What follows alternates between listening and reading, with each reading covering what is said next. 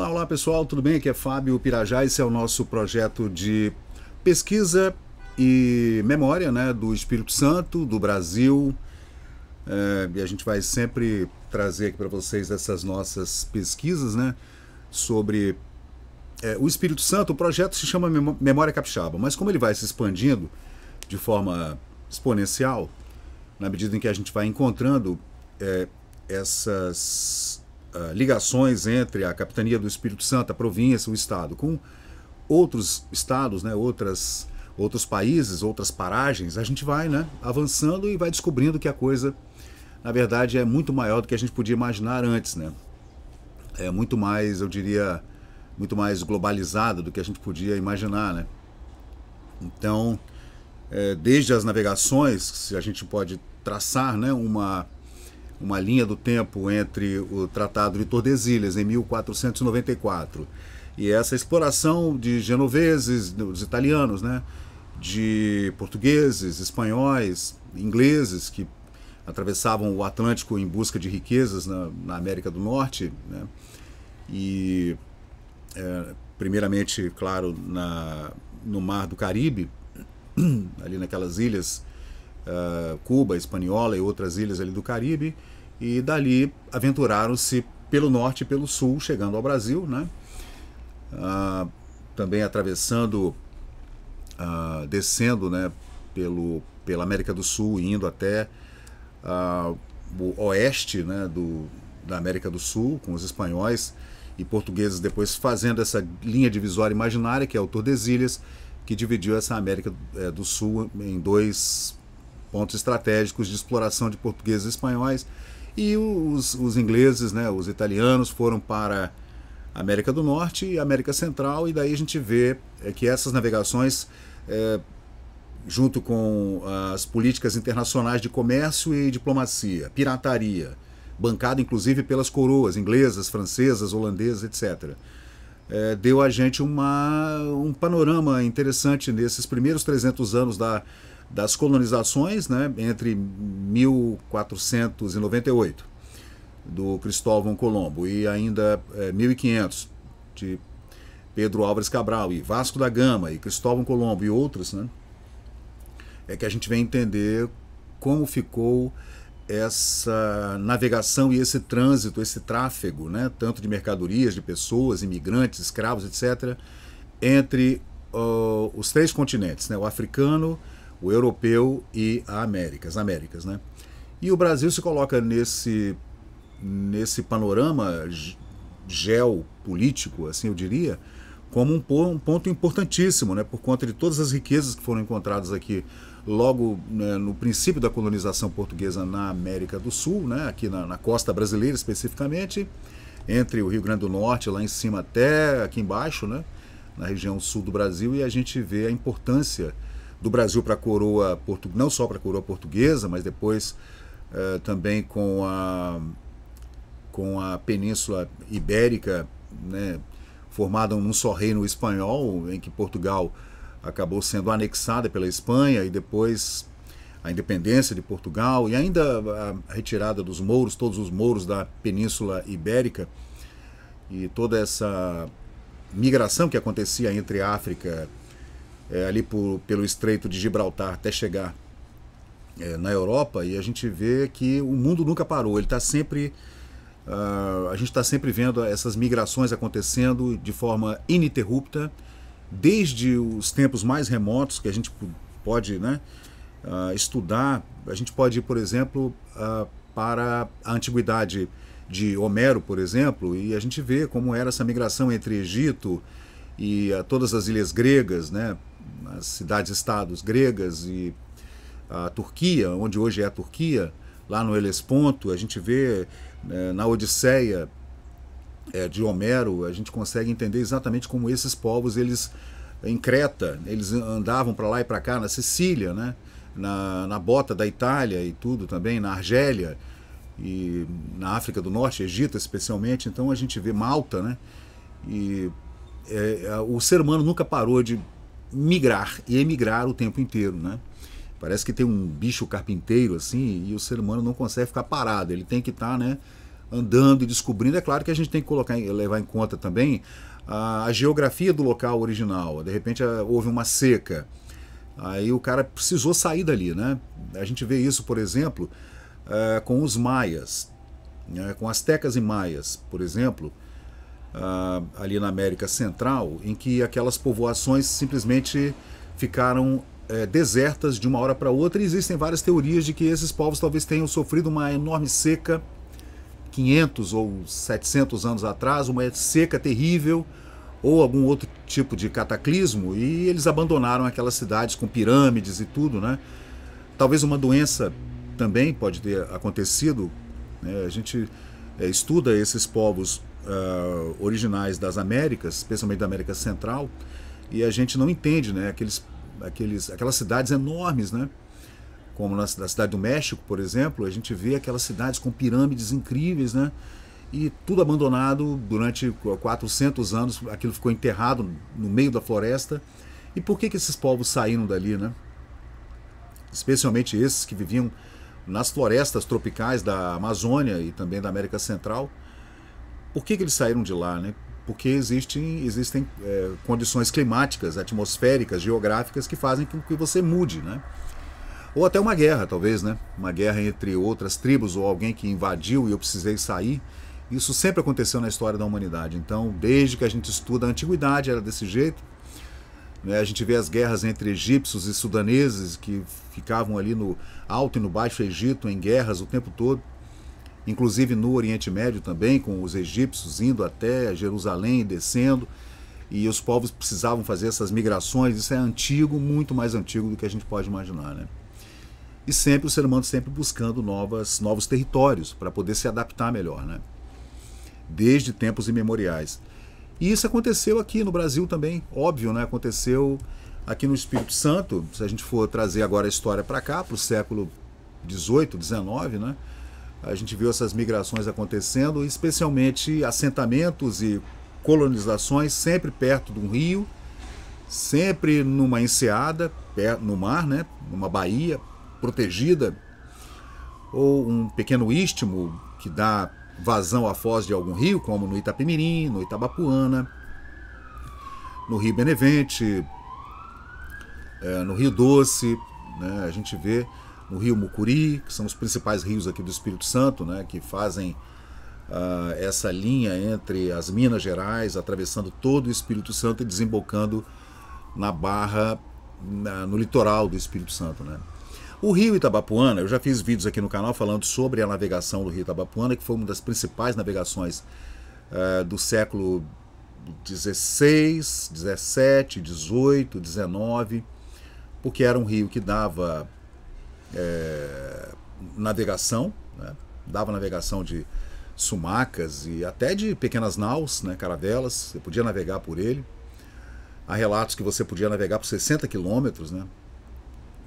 E aí a gente fala da fazenda da Muribeca, que era a principal fazenda jesuíta no período do século XVI até o século XVIII, quando os jesuítas foram expulsos do Brasil em 1759 por ordem do rei de Portugal, nas assinaturas do Marquês de Pombal. E nesse período a Muribeca foi a maior fazenda jesuíta do Brasil, foi incorporada, expropriada, né, pela coroa portuguesa e levada aos cofres da coroa portuguesa. E nesse período se navegava muito pelo Itabapuana, né? Então eu vou trazer hoje mais um vídeo aqui no canal para falar sobre essa navegação.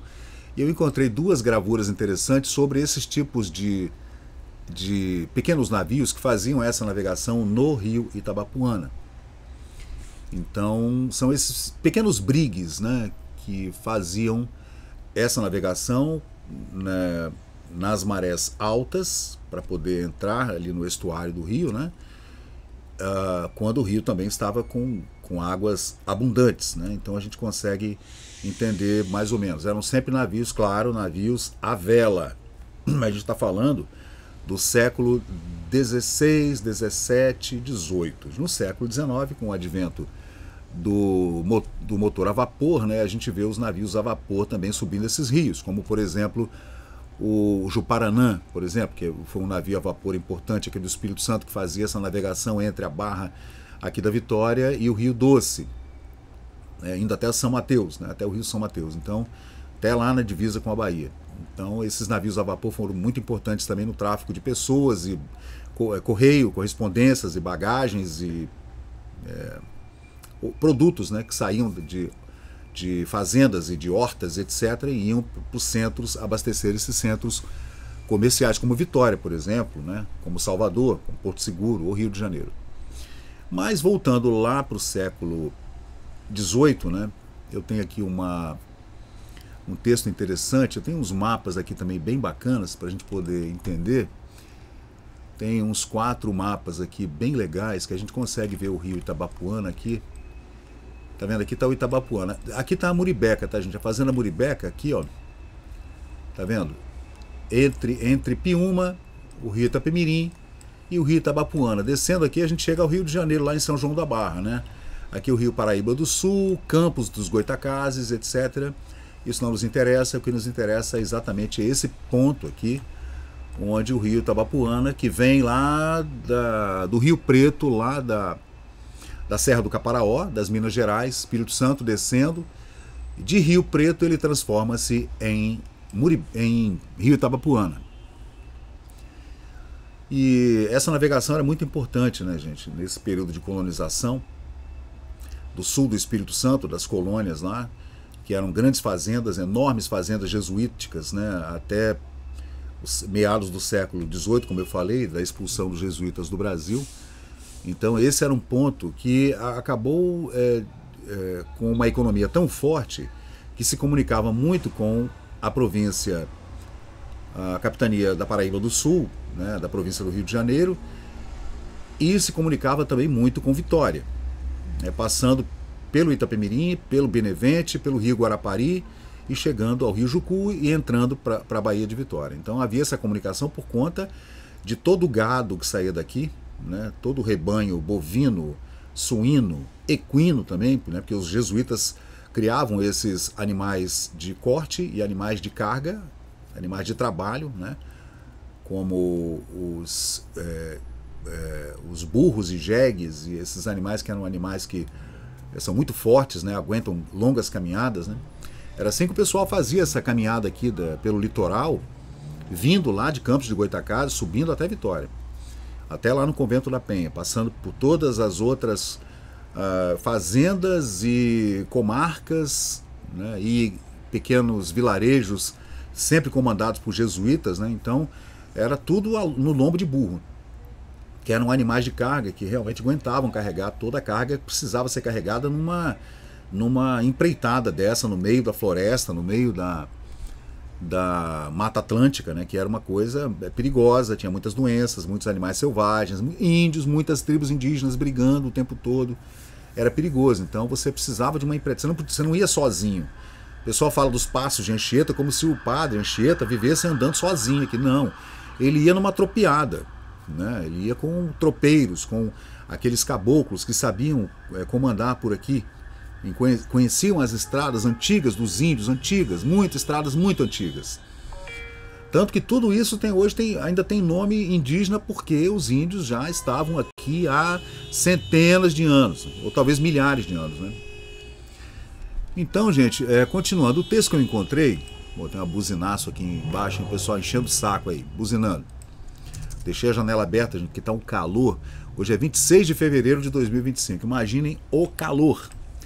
Mas assim, tratando dessa navegação do Rio Itabapuana, especificamente, já tem vídeo aqui no canal falando também da navegação do Rio Doce, da navegação do Rio Itapemirim, né, que depois a gente pode aprofundar. Já tem uma playlist só para falar de navegação fluvial, que é a navegação por rios, que são importantíssimas para o tráfego dessa mão de obra escrava na época, que era importante. O pessoal fazia escambos de escravos, trocavam, emprestavam, alugavam. Era comum, gente. Era desse jeito que funcionava a economia da capitania do Espírito Santo, das 14 capitanias, né? E o trabalho era escravo, infelizmente, africano, né? E trabalho escravo indígena também, que os índios foram escravizados também, tanto por jesuítas, quanto por capitães mores, quanto por senhores de engenho. E é a verdade dos fatos, a gente tem que encarar isso aí. Agora, eu encontrei aqui uma documentação de 1861, já em meados do século XIX, falando sobre a navegação do rio Itabapuana, né? Então é assim, gente, o português é o português lá de meados do século XIX, tá? Eu vou ler no original. Por deferência ao senhor comendador Carlos Pinto de Figueiredo, acrescentei ainda 2 palavras à resposta que teve a bondade de dar ao meu anterior artigo sobre a navegação do rio Itabapuana. Então, gente, eles estavam discutindo tanto na imprensa quanto nas assembleias municipais, né, sobre a navegação, as cartas de autorização de navegação, que tipo de navio, os estaleiros que fabricavam esses navios para navegação fluvial, que é diferente da navegação marítima, muito diferente, o tipo de barco é diferente, ele tem um calado diferente, né, uma quilha diferente, tudo diferente. Na maioria das vezes eram aquelas sumacas, né, que faziam essa navegação, que eram sumacas bem grandes, uma espécie de baleeira grande, bem grande, que ia com 1 ou 2 marinheiros, né, na proa e na popa, e traziam muitos suprimentos, né? E você precisava de uma chancela real, né, para poder fazer essa navegação. Não era assim, não. Você não ia navegando de qualquer jeito. Você tinha que ter um selo qualquer, né? Então, na Assembleia Provincial do Rio de Janeiro, lembrando que a Capitania do Espírito Santo um período esteve ligada à Capitania do Rio, em outro período ligada à Capitania da Bahia, né? Em outro período, Campos de Goytacazes pertenceu à Capitania do Espírito Santo, à comarca de Vitória. Então a gente tem essas mudanças que são, né, pontuais, mas aconteceram durante uns 200 anos dessa briga de divisões de capitanias. O Espírito Santo era uma capitania perpendicular e perdeu parte para as Minas Gerais e ficou nesse estreito que a gente conhece hoje, que o Espírito Santo hoje é esse corte aqui, ó, assim como é o Rio de Janeiro, né? Aqui o Espírito Santo é assim, mas ele já foi muito maior, lá para o sertão, lá para o oeste, né? E lembrando que não havia capitania do Rio de Janeiro, era a capitania da Paraíba do Sul, de São Tomé, depois é que foi criada essa capitania, como também não havia capitania das Minas Gerais, era a capitania do Espírito Santo, não havia capitania de Minas Gerais, depois é que ela foi criada, não é uma capitania original, né? Então, esse documento aqui de 1861 fala o seguinte, que durante essa Assembleia Provincial na província, né, do Rio de Janeiro, que aí já é província, não é capitania mais, né, acaba de passar uma lei mandando proceder às explorações e exames preciosos sobre as dificuldades com que lutam as embarcações de alto mar e de cabotagem que demandam o porto do Itabapuana, né? Porque era complicado você vir com um navio de mar e trazê-lo para dentro de um rio, mesmo que ele seja navegável, né? Ainda bem, já era tempo de voltarem-se as vistas do governo para este ponto da província, entre Espírito Santo e Rio de Janeiro, até hoje esquecido e abandonado aos cuidados unicamente dos seus habitantes, e que, entretanto, é de um futuro incomensurável para a agricultura e para o comércio. Então alguém atentou para a importância desse território entre o Rio e o Espírito Santo, né, com o rio navegável maravilhoso que era o rio Itabapuana, até a divisa com as Minas Gerais, lá no Rio Preto, lá em cima, indo lá para o Caparaó, porque havia muitas fazendas nesta região. A principal delas, desde 1570, é a enorme fazenda da Muribeca, que está aqui, ó.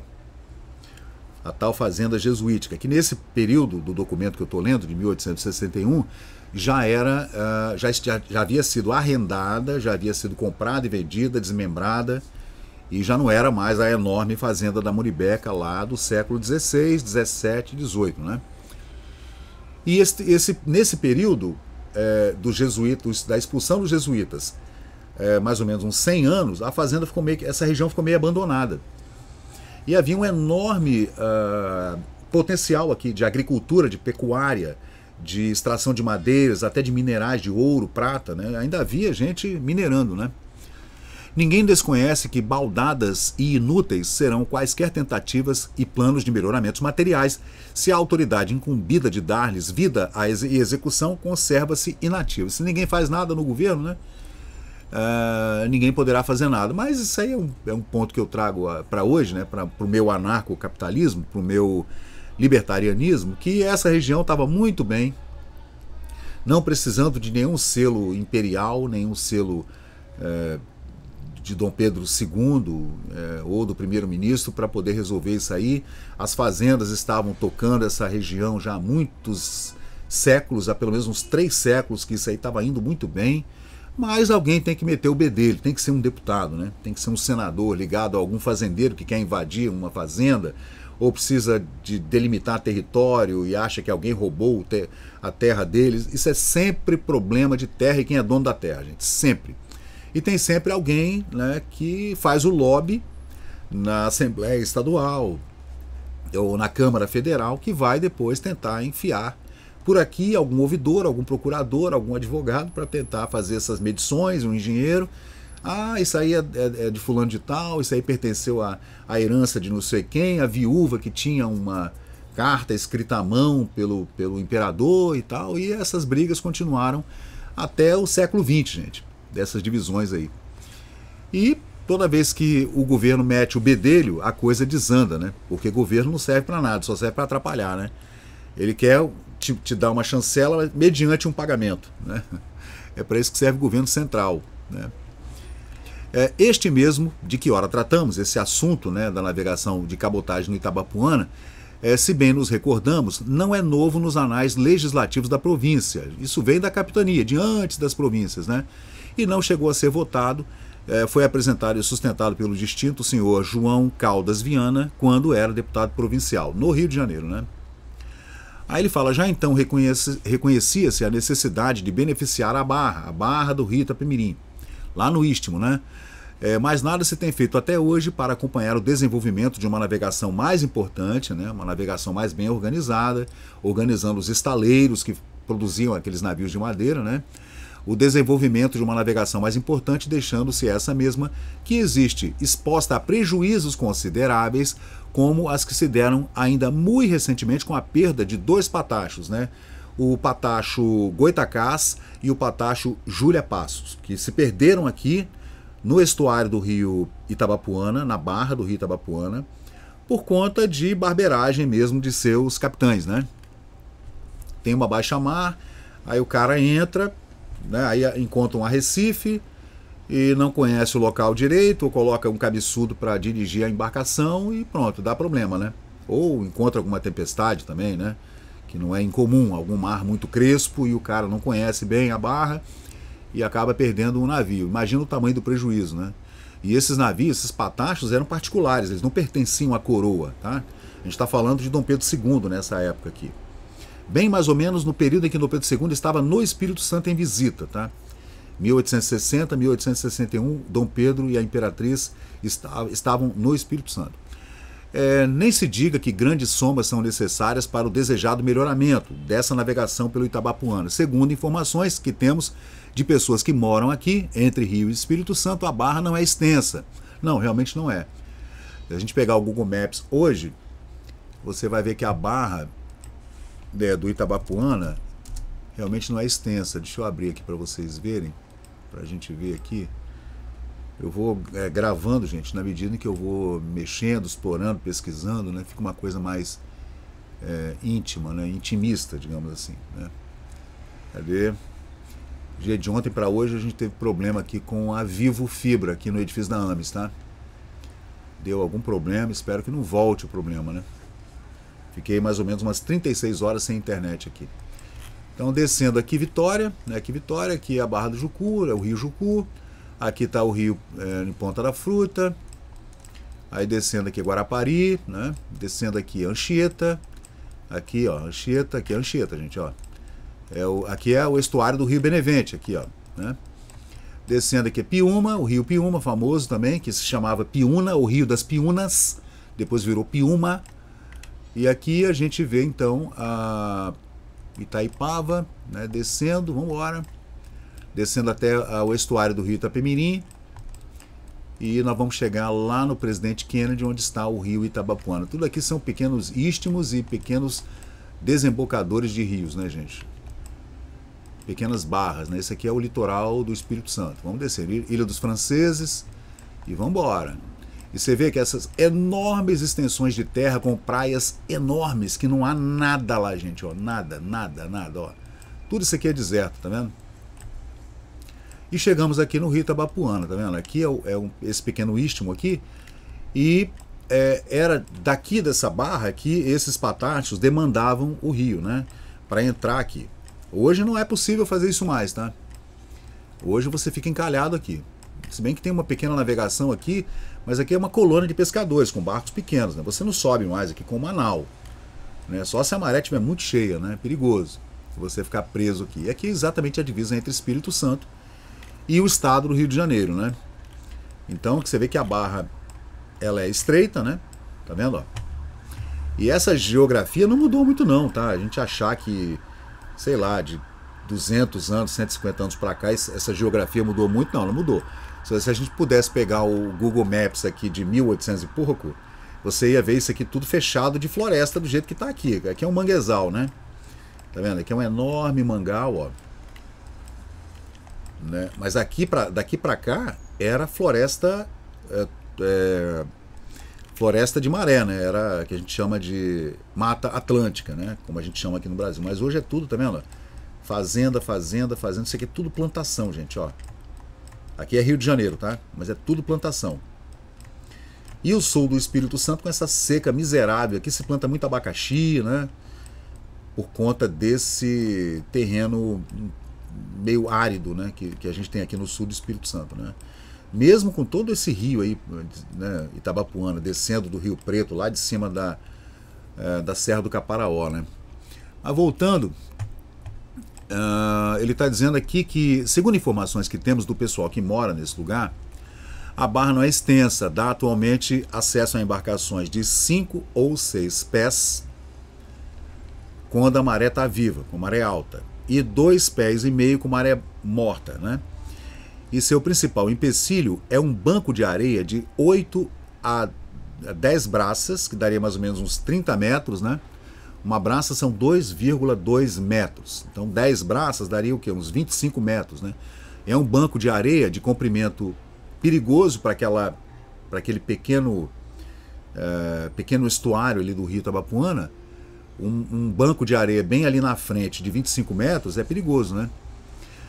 E que pode ser evitado ou pode destruir, em sua maior parte, uma embarcação de pequeno porte, né? Então precisa de uma barca de escavação trabalhando efetivamente 30 dias para poder tirar esse banco de areia aqui dessa entrada, gente. Aqui nas barreiras do Siri, aqui, ó. Famosa, o pessoal fala, tem as barreiras do Siri, é onde tem os arrecifes e onde tem também esses bancos de areia perigosos ali, que afundaram os patachos Goitacás e Júlia Passos, né? Adicionando-se então a esse trabalho seria de enrocamento, né? O assentamento de algumas boias ou balizas sobre os baixios, onde naufragaram essas embarcações, cujos nomes já foram mencionados, estará o porto de Itabapuana livre de perigos e que acanham atualmente e tornar-se-á apto a entreter uma embarcação mais ativa e mais adequada às necessidades da grande exportação que se pode fazer por esse lado, conforme passamos a demonstrar. Então era gente, um rio muito importante por conta de todas essas fazendas aqui no entorno, tanto na província do Rio quanto na província do Espírito Santo, descendo toda essa produção, gente. Então era realmente um lugar que se precisava mesmo de uma atenção, né? Aqui é um outro mapa de 1876, esse mapa aqui. E aqui a gente vê, gente, ó, a barra do rio Itabapuana, tá vendo? Aqui a fazenda da Muribeca, tá vendo? Você vê que a Muribeca, ela não ficava à beira-mar, não. A Muribeca ficava subindo o rio uns 20 quilômetros, né? A Muribeca, a fazenda, a famosa fazenda dos jesuítas, né? Aí continuando aqui, a navegação, porém, conserva-se ainda em suas condições primitivas, desde o tempo das capitanias, né? Naquelas mesmas que nos legaram os célebres discípulos de Santo Inácio de Loyola, está falando dos jesuítas na Muribeca, tá vendo? Da Companhia de Jesus, fundadores da grande fazenda da Muribeca, está aqui no texto, ó, que se estende de um lado e do outro do rio, na sua parte navegável. Então a fazenda da Muribeca, que está aqui, ó, bem nesse pontinho aqui, que vocês está aqui, Muribeca, ela era a norte e a sul do rio Itabapuana. Então ela estava dentro das duas províncias. Por isso o problema. Existia na capitania da Paraíba do Sul, ali em Campos de Goytacazes, a preocupação de que essa fazenda, depois da expulsão dos jesuítas, estivesse dentro do território do rio, digamos. Mas aí teve aquele embate, né, entre as duas casas legislativas do Rio e do Espírito Santo para ver a quem pertencia essa fazenda depois que ela... A que território pertencia? Mas pertencia à coroa de Portugal, né? Mas a que território pertencia a fazenda? Porque era uma fazenda muitíssimo produtiva. Tinha 800 escravos, tinha 300, 400 índios cativos dentro da fazenda, um plantel de 2.000, 3.000 cabeças de boi, fora os porcos, os equinos, bovinos e ovinos, etc., cabras, e tudo era criado na fazenda da Muribeca, né? Deixa eu ver. E faz-se importante a navegação do rio por meio de pesadas e morosas canoas, né, aquelas sumacas pequenas e canoas grandes, né, que recebem no porto da Limeira os produtos agrícolas vindos do interior do Espírito Santo, do Rio Novo e vindo lá de Minas Gerais, da Carangola, por exemplo, né? Então, gente, era importante que se fizesse... Aqui, o Porto da Limeira está aqui, ó.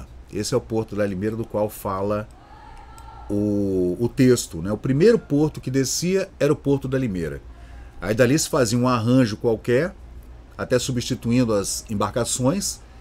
Depois do Porto da Limeira descia até a Muribeca, pegava mais algum suprimento, mais algum produto, e depois descia até a Barra, lá no Porto do Itabapuana, lá no mar, já para subir para Vitória ou descer para a capital, para o Rio de Janeiro. Deixa eu ver o que mais.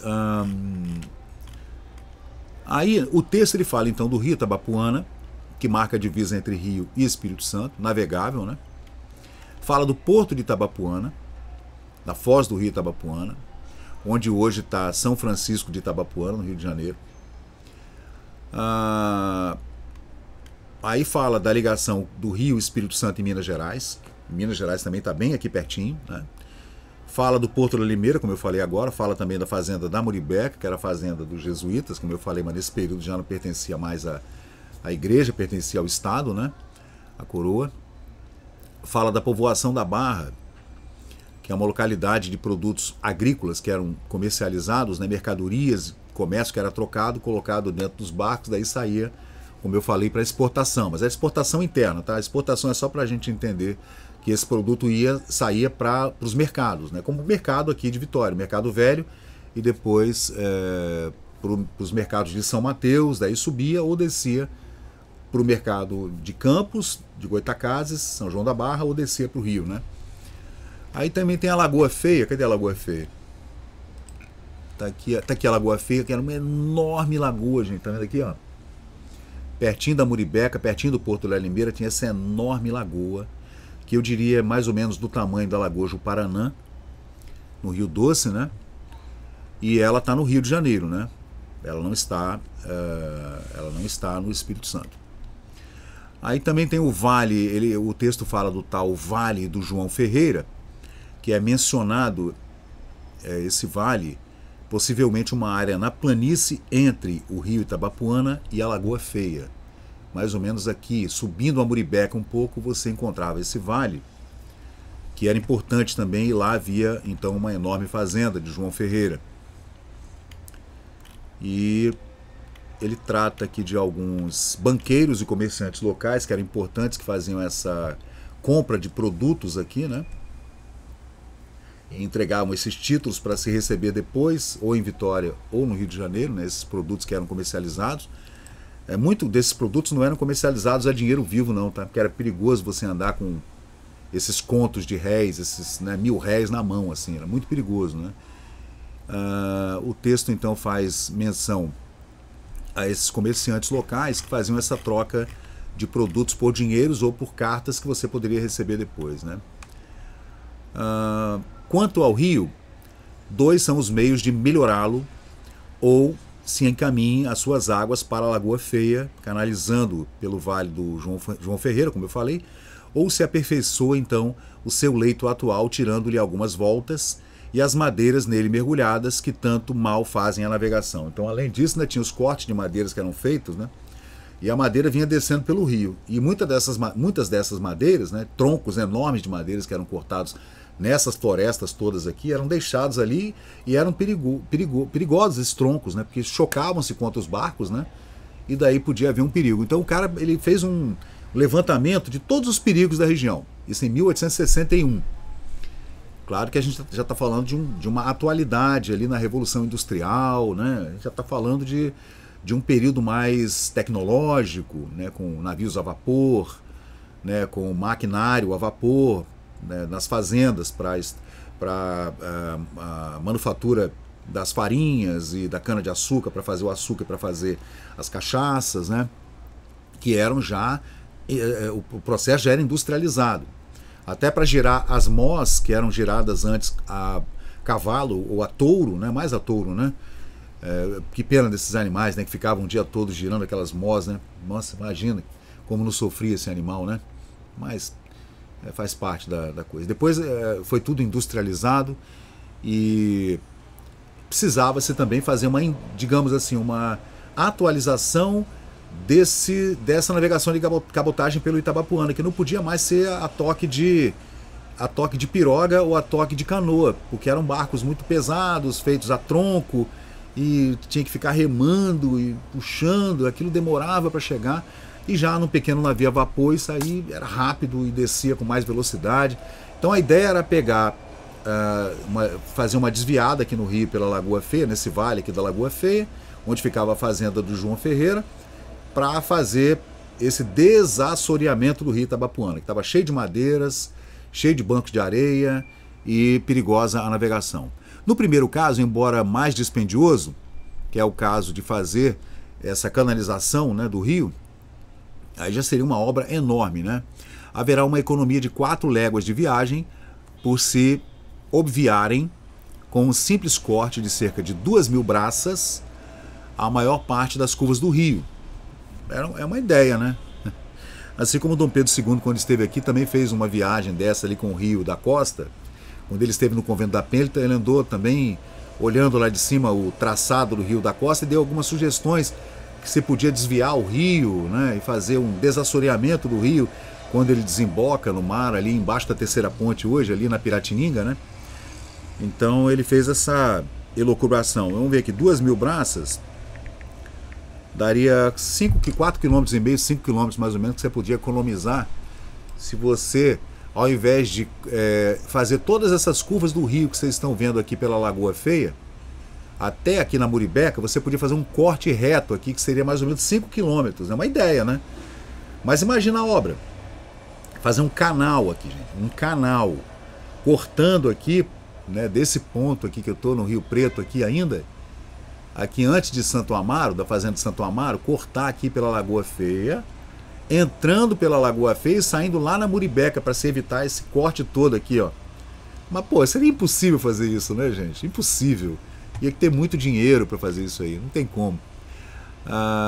Mas cumpre examinar previamente se este golpe atrevido prejudica ou não o volume das águas indispensável para o trajeto dos barcos. Então esse corte podia ser perigoso também de fazer, né? Acabou que não aconteceu isso e ficou desse jeito mesmo, até porque aqui essa discussão está sendo travada na Assembleia do Rio de Janeiro, não é na Assembleia do Espírito Santo, que não tinha força política nem dinheiro para porra nenhuma. Mas o Rio de Janeiro era a capital do Império, né? Então podia-se pensar em algo nesse nível, né? Você vê que o Canal do Panamá foi construído mais ou menos um pouquinho depois dessa época, aí já estava se fazendo o Canal do Panamá, né? Que era um canal infinitamente maior, né? Muito mais dificuldades e foi feito no final do século XIX também, assim como esse texto aí. Então, gente, é isso, é só para a gente entender, né, que havia uma dificuldade intrínseca nessa navegação do rio Itabapuana. A gente vê aqui um outro mapa. Esse mapa tá vendo? Olha só a Lagoa Feia, gente, olha o tamanho da Lagoa Feia, como é que ela é enorme, a lagoa. Mas é uma lagoa que fica na província do Rio de Janeiro, não tem nada a ver com o Espírito Santo, mas é pertinho e ela passa pelo rio Itabapuana, né? Tá aqui a fazenda da Muribeca, aqui é a fazenda da Muribeca. Aqui são aqueles baixios lá do Siri, perigoso, que os barcos podiam ficar presos ali nos arrecifes ou nos bancos de areia, né? E aqui a gente vê o rio Paraíba do Sul e o Itabapuana aqui é pequenininho, né? Quase o Itapemirim também, como se fosse um riozinho, né? Vagabundo. Aqui o rio Muriaé, que adentra o rio Paraíba, né? E deságua aqui lá no São João da Barra, aqui no Rio de Janeiro, né? Você vê que nesse período, gente, o sul do Espírito Santo e o norte do Rio de Janeiro estavam intrinsecamente ligados. Não tem como você desvincular. Porque as fazendas, elas davam de um norte e sul desses rios, e existia ali ainda a Muribeca, a fazenda da Muribeca bem aqui, nesse ponto, que era um ponto estratégico enorme, um corte perpendicular gigantesco, uns 8.000 quilômetros quadrados de terra. Era enorme a fazenda dos jesuítas, e sempre houve um interesse financeiro, monetário, econômico e político aqui nessa região. Tanto que essa região do norte do Rio se tornou a região mais rica do Rio de Janeiro, tanto da capitania quanto da província, e o norte do Espírito Santo acabou entrando nesse imbróglio porque era uma região muito rica mesmo, né? Tanto que logo depois dessa debandada, desse barata-voa aqui, desse contestado com o Rio de Janeiro aconteceu, o pessoal migrou para o Vale do Itapemirim, subiu todo mundo aqui para Cachoeiro de Itapemirim, e dali saíram as grandes forças políticas que dominaram a política do Espírito Santo até os anos 50. Para você entender a força financeira, monetária que havia nesse território todo aqui, que envolvia desde o Benevente até o Itabapuana. Havia enormes fazendas, todas jesuítas, que depois foram passadas para a coroa e depois arrendadas ou vendidas para fazendeiros que foram fazendo enormes fazendas com muitos escravos e muitos tribos indígenas da região que trabalhavam para essas fazendas, né? E trabalhadores que vinham de todos os lugares, de Minas, subindo o Rio de Janeiro, descendo da Bahia, para força de trabalho nessa região. E daqui saíram essas enormes fortunas de fazendeiros que foram para a política, tanto do Rio de Janeiro quanto do Espírito Santo, e dominaram a cena política desde o final do século XIX até os anos 1950. Então, gente, é isso aí. Eu sou o Fábio Pirajá. Se deixar, eu fico, né, fazendo essas ligações, né, porque eu adoro esse período histórico, né, em que a gente vê o desmonte das capitanias hereditárias, né, os novos cortes geográficos feitos por aquelas expedições imperiais de engenheiros e cartógrafos, né, que vieram fazer essas novas medições, que são muito acuradas, tá? Você achar que a medição antigamente era feita de forma amadora, não era não. A gente vai ver hoje no satélite, as medições são quase perfeitas desses mapas antigos. A gente fica assim estupefato de ver como os cartógrafos eram acurados na hora de fazer esse levantamento de todos esses dados e informações e transformá-los em mapas, desde os primeiros mapas da colonização do solo brasileiro lá no século XVI.